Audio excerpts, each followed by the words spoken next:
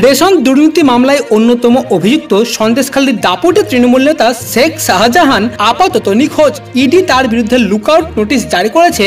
দুদিন পেরিয়ে গেলেও কোথায় তিনি এখনো পর্যন্ত তা জানা যায়নি। তবে এই নিয়ে বিস্ফোরক দাবি করলেন বিরোধী দলনেতা শুভেন্দু অধিকারী। কোথায় রয়েছেন দাপুটে তৃণমূল নেতা তারই ইঙ্গিত দিলেন খোদ শুভেন্দু।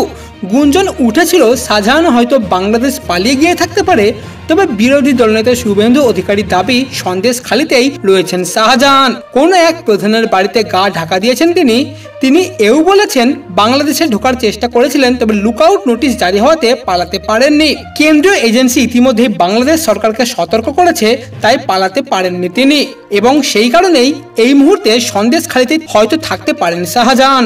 অন্যদিকে আবার তৃণমূলের এই তাবড় নেতাকে নিয়ে রাজভবনের পিস রুমে একাধিক অভিযোগ জমা পড়েছে।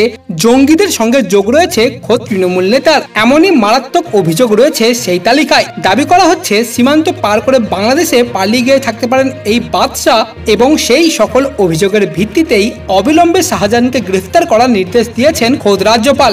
যদিও এই নিয়ে এই মুহূর্তে নীরব রাজ্য সরকার।